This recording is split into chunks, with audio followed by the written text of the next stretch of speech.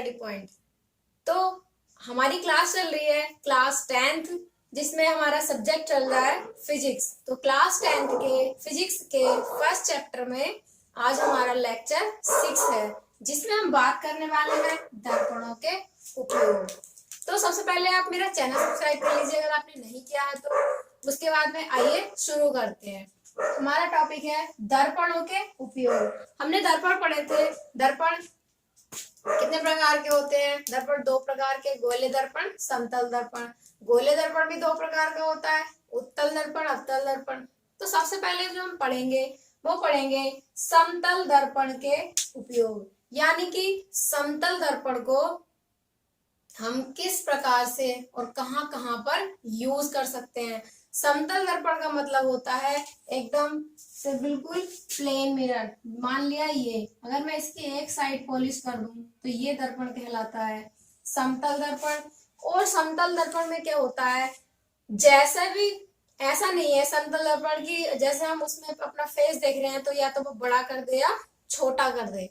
समतल दर्पण बिल्कुल एज इट इज जैसा फेस हमारा होता है उतना ही बड़ा दिखाएगा और बिल्कुल वैसा ही दिखाता है, तो उसी को बोलते हैं समतल दर्पण।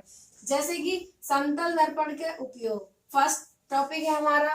तो इसमें अगर हम सबसे पहले देखें, इसका उपयोग कहाँ किया जाता है? चेहरा देखने के लिए।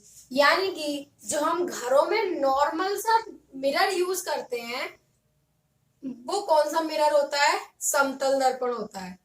हमारे घरों में जहां भी हम मिरर यूज करते हैं, जैसे छोटा सा मिरर ले लिया, उसमें हम अपना फेस देखते हैं या कुछ भी हो, तो जो वो मिरर होता है वो कौन सा होता है? समतल दर्पण होता है। नेक्स्ट देखते हैं ड्रेसिंग टेबल। सबके घरों में होती है, तो वही बात है, उसमें भी समतल दर्पण का उपयोग होता है, यानी कि उसमें भी हम फेस देखते हैं, वो भी घरों में यूज होता है। तो इसमें भी किसका उपयोग होता है? समतल दर्पण का उपयोग होता है। अब नेक्स्ट देखें प्रकाश किरणों का पथ मोड़ने में। इसका मतलब क्या होगा कि जैसे यहां से कोई प्रकाश किरण गई, यहां से लौट कर आ गई, मतलब क्या हुआ? प्रकाश किरणें इस तरह से जा रही थी, या अगर मैं इस तरह से बात करूं कि प्रकाश किरण यहां से ऐसे गई और ऐसे लौट कर आ गई, मतलब कहने का क्या है कि बस ये क्या करता है? रिफ्लेक्ट कर देता है। यानी कि प्रकाश किरणें अगर सीधी जा रही हैं तो उनका पथ क्या करेगा? मोड़ देगा। तो पथ प्रकाश किरणों का अगर बस इतनी सी बात चलेगी, प्रकाश किरणों का पथ मोड़ने के लिए किस दर्पण का उपयोग किया जाता है? तो वो दर्पण होता है समतल दर्पण। अब बाद में बात करते हैं अवतल दर्पण। अब अवतल दर्पण किसके अंतर्गत आता है? गोलीय दर्पण के अंतर्गत आता है। हम अवतल दर्पण, उत्तल दर्पण, इन सब के बारे में अपने पिछले लेक्चर्स में पढ़ चुके हैं। अगर आपने नहीं पढ़ा है तो इस वीडियो के डिस्क्रिप्शन में लिंक मिलेगी, आप वहां से जाकर पढ़ सकते हैं। अब देखिए गोलीय दर्पण हमने पढ़ा था, गोलीय दर्पण। अब गोलीय दर्पण दो प्रकार के होते हैं, एक होता है अवतल दर्पण और दूसरा होता है उत्तल दर्पण। ये हमने पढ़े थे। गोलीय दर्पण दो प्रकार के होते हैं, अवतल दर्पण और उत्तल दर्पण। तो सबसे पहले हम देखेंगे अवतल दर्पण के उपयोग। इससे पहले लेक्चर यानी कि लेक्चर 5 में हमने पढ़ा था अवतल दर्पण और उत्तल दर्पण की इमेजेस कैसे बनती हैं, प्रतिबिंब कैसे बनते हैं। तो हमने उसमें एक चीज देखी थी कि जो अवतल दर्पण होता है वो वस्तु का बड़ा प्रतिबिंब बनाता है, और जो जैसे मैं लिखना चाहूं तो जो अवतल दर्पण होता है वो वस्तु का बड़ा प्रतिबिंब बनाता है, और जो उत्तल दर्पण होता है वो वस्तु का छोटा प्रतिबिंब बनाता है। ये चीज हमने अपने लेक्चर 05 में पढ़ ली थी।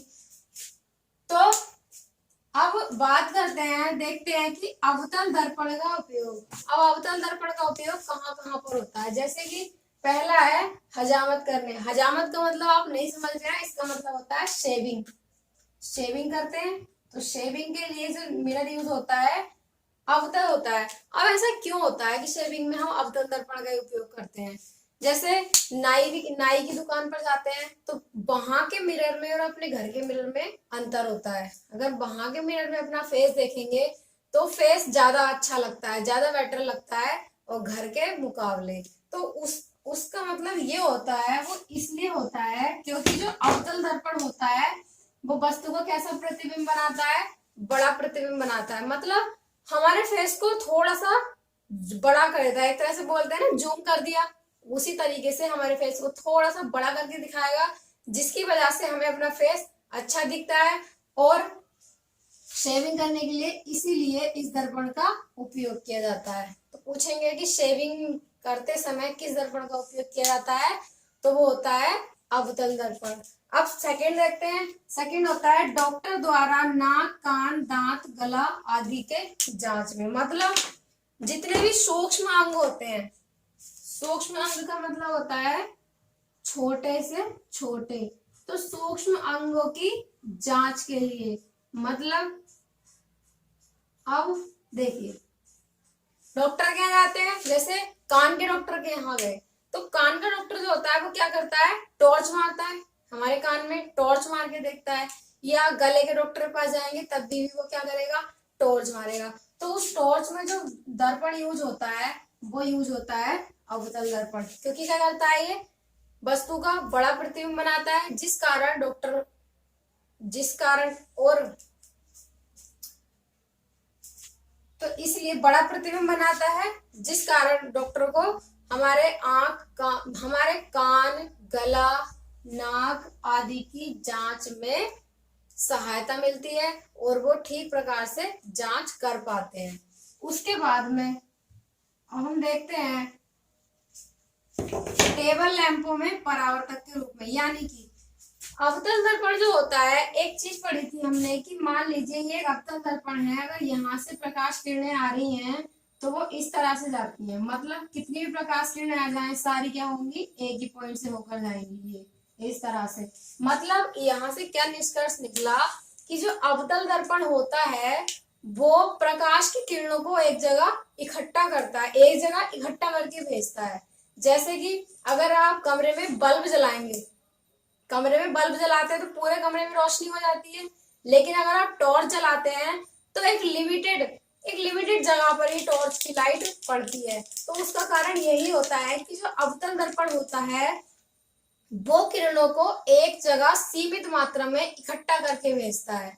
इसीलिए टॉर्च वगैरह में जो यूज होता है वो अवतल दर्पण होता है। टॉर्च हो गया, टेबल लैंप हो गए, तो टेबल लैंपों में परावर्तक के रूप में सर्च लाइट आप जानते हैं, तो सर्च लाइट हो गया, टॉर्च हो गया, इन सब में टेबल लैंप हो गया, इन सब में किसका यूज होता है, अवतल दर्पण का यूज होता है। फिर एक होता है मोटर गाड़ियों की हेडलाइटों में। तो मोटर गाड़ियों की हेडलाइटें भी उसी प्रकार से होती हैं, क्योंकि जब हम रूम में लाइट जलाते हैं तो वो फैलती है, लेकिन जब मोटर गाड़ियों की लाइट जलती है तो वो लिमिटेड सीधे सामने को ही क्या करती है, लाइट मारती है। इसका मतलब होता है कि अवतल दर्पण प्रकाश किरणों को इकट्ठा करके सीमित मात्रा में भेजता है, जिससे कि हमें रास्ता देखने में आसानी होती है। इसलिए मोटर गाड़ियों की हेडलाइटों में कौन सा दर्पण यूज होता है, अवतल दर्पण यूज होता है। फिर नेक्स्ट है सौर तापन युक्तियों में। अब सौर तापन युक्तियों में किस प्रकार से यूज होता है, तो सौर तापन युक्तियों में होता है यूज कि उसमें जब अवतल दर्पण लगा देते हैं तो जितना भी प्रकाश पड़ता है वो सारा अवतल दर्पण पर पड़ता है, और अवतल दर्पण क्या करता है, उसको एक ही जगह पर इकट्ठा करके भेजता है, जिस कारण से हमें ज्यादा ऊष्मा प्राप्त होती है। इसीलिए सौर तापन युक्तियों में किसका उपयोग किया जाता है, अवतल दर्पण का उपयोग किया जाता है। तो इस प्रकार से हम देख सकते हैं कि समतल दर्पण का उपयोग चेहरा देखने के लिए किया जाता है, और समतल दर्पण का उपयोग ड्रेसिंग टेबल में किया जाता है, और समतल दर्पण का उपयोग प्रकाश के पथ को मोड़ने के लिए भी इसी का उपयोग किया जाता है। उसके बाद अगर बात करें अवतल दर्पण के उपयोग की, तो अवतल दर्पण का उपयोग शेविंग करने के लिए मिरर में किया जाता है। उसके बाद torch light, search light, motor गाड़ियों की हेडलाइट, टेबल लैंप, सौर तापन युक्तियां, इन सब में किसका उपयोग किया जाता है, अवतल दर्पण का। तो अब हम देखते हैं कि उत्तल दर्पण का उपयोग कहाँ पर शुरू करते हैं। उत्तल दर्पण के उपयोग, तो उत्तल दर्पण के उपयोग कहाँ कहाँ किए जाते हैं, जैसे कि वाहनों, कार, मोटरसाइकिल, बस, ट्रक आदि में पश्च दृश्य के लिए। पश्च दृश्य का मतलब होता है जैसे कि वाहनों में क्या होता है, पीछे को देखने के लिए शीशे लगे हुए होते हैं, तो वो कौन से दर्पण से बने हुए होते हैं, वो होते हैं उत्तल दर्पण से। अब ऐसा क्यों है, इसी को क्यों यूज करते हैं, तो इसी को यूज करने का कारण ये होता है कि हमने अभी पढ़ा है कि जो अवतल दर्पण होता है, जो अवतल दर्पण होता है वो प्रतिबिंब कैसा बनाता है, छोटा। मतलब बड़ी से बड़ी चीज का प्रतिबिंब भी छोटा बनाएगा। यानी कि अगर पीछे से ट्रक आ रहा है, ट्रक का साइज बहुत बड़ा होता है, लेकिन ट्रक को भी वो एक छोटे से दर्पण में दिखा देता है। अगर उसकी जगह अवतल दर्पण लगा दे, मानो अगर किसी कार के जो पीछे को देखने के लिए शीशे लगे हुए होते हैं, उसमें हम अवतल दर्पण लगा दें तो क्या होगा, तो ट्रक का एक पहिया दिखाई देगा आता हुआ, पूरा ट्रक दिखेगा ही नहीं, क्योंकि अवतल दर्पण क्या कर देता है, बड़ा प्रतिबिंब बनाता है। इसलिए जो वाहनों में हम लगाते हैं वो कौन सा दर्पण लगाते हैं, उत्तल दर्पण लगाते हैं। उत्तल दर्पण कैसा प्रतिबिंब बनाता है, छोटा, और प्रकाश किरणों को क्या कर देता है, बिखेरता है। मतलब जैसे दूसरा देखें, स्ट्रीट लाइट। स्ट्रीट लाइट होती है जो खंभों पर गलियों में लाइटें लगी हुई होती हैं, उन्हीं लाइटों को बोलते हैं स्ट्रीट लाइट।